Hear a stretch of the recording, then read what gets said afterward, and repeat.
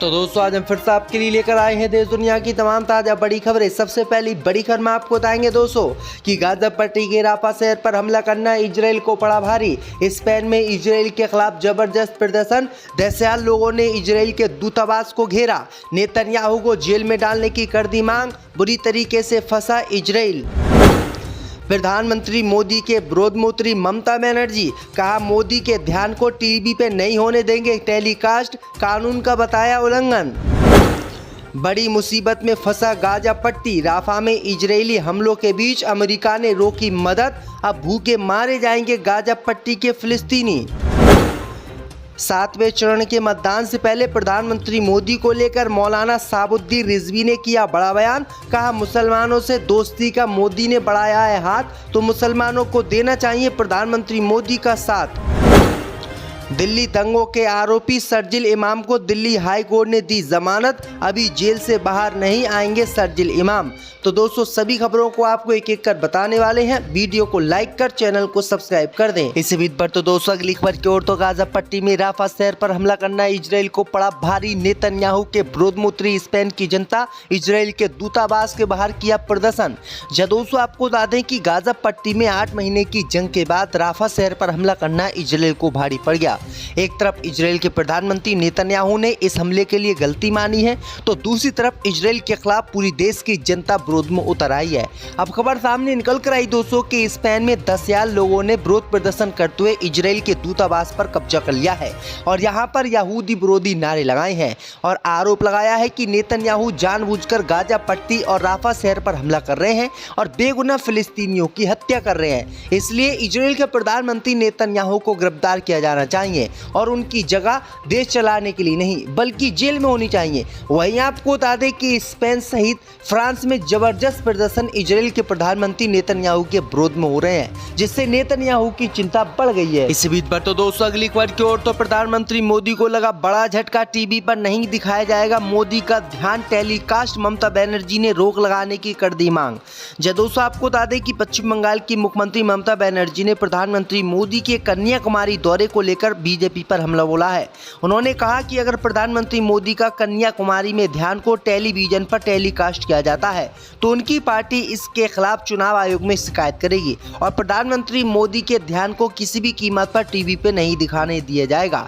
उन्होंने कहा है कि प्रधानमंत्री मोदी ध्यान को टीवी पर टेलीकास्ट करा के कानून का उल्लंघन कर रहे हैं और ये आचार संहिता का उल्लंघन है।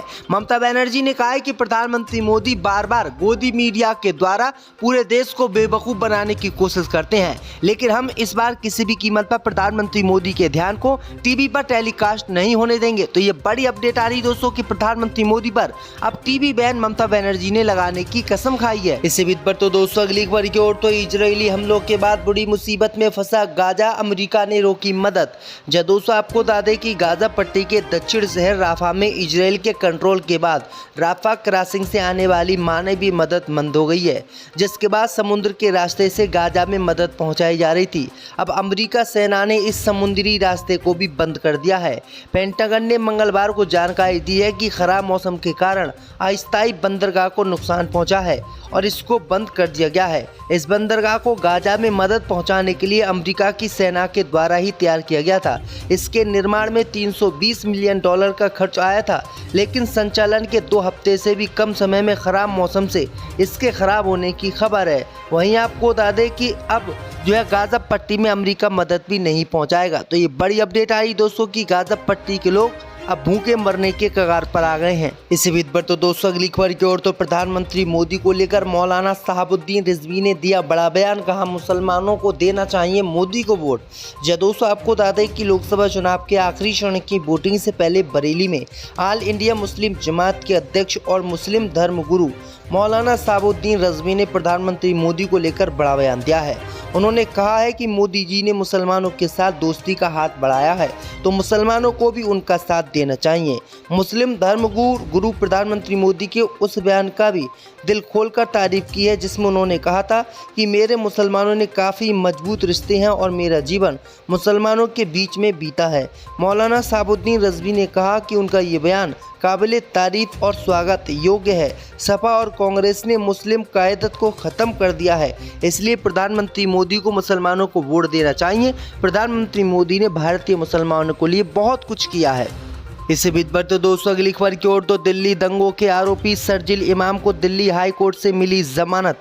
दोस्तों आपको बता दें कि दिल्ली हाई कोर्ट ने छात्र शरजील इमाम को बड़ी राहत दी है।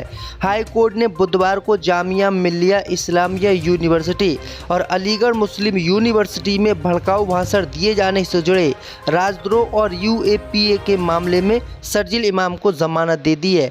हालांकि अभी उन्हें जेल में ही रहना होगा। बार एंड बेंच की रिपोर्ट के मुताबिक जस्टिस सुरेश कुमार और जस्टिस मनोज जैन ने उन्हें जमानत दी है। शरजील इमाम के खिलाफ दिल्ली दंगे के मामले में केस दर्ज है। उन्हें इस केस में जमानत नहीं मिली है, ऐसे में उन्हें जेल में ही रहना होगा। तो ये बड़ी अपडेट आ रही दोस्तों मानी है।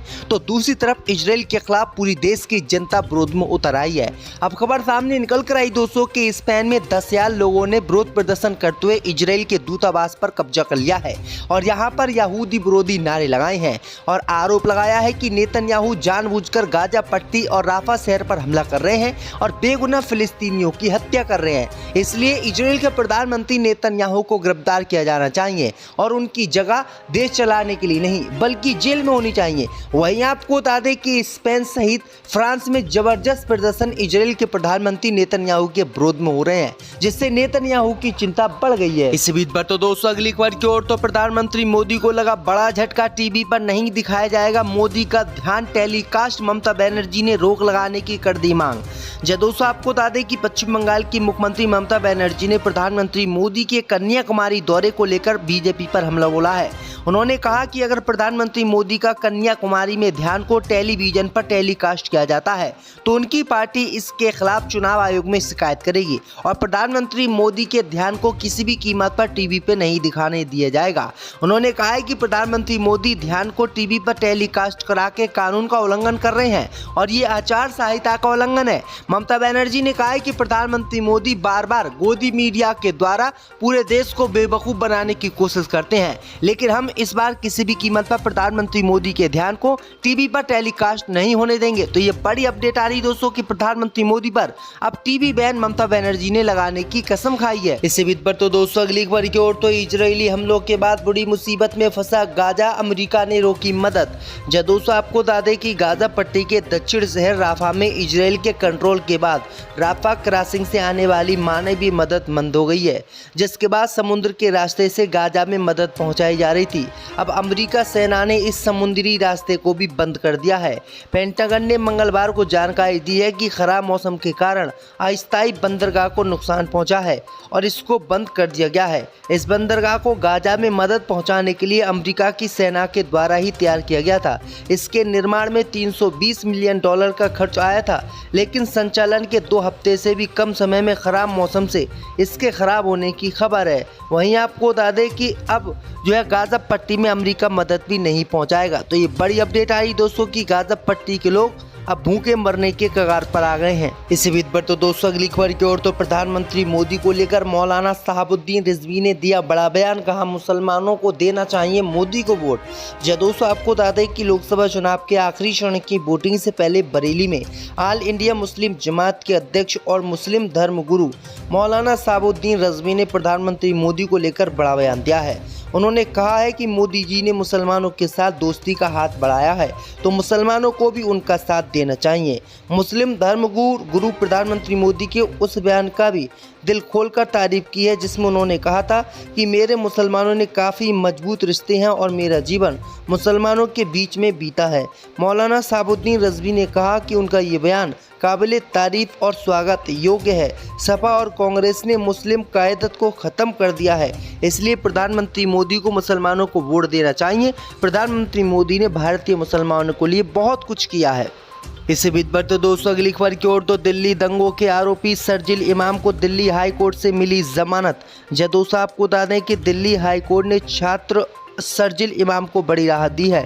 हाई कोर्ट ने बुधवार को जामिया मिल्लिया इस्लामिया यूनिवर्सिटी और अलीगढ़ मुस्लिम यूनिवर्सिटी में भड़काऊ भाषण दिए जाने से जुड़े राजद्रोह और यूएपीए के मामले में शरजील इमाम को जमानत दे दी है। हालांकि अभी उन्हें जेल में ही रहना होगा। बार एंड बेंच की रिपोर्ट के मुताबिक जस्टिस सुरेश कुमार और जस्टिस मनोज जैन ने उन्हें जमानत दी है। शरजील इमाम के खिलाफ दिल्ली दंगे के मामले में केस दर्ज है। उन्हें इस केस में जमानत नहीं मिली है, ऐसे में उन्हें जेल में ही रहना होगा। तो ये बड़ी अपडेट आ रही दोस्तों।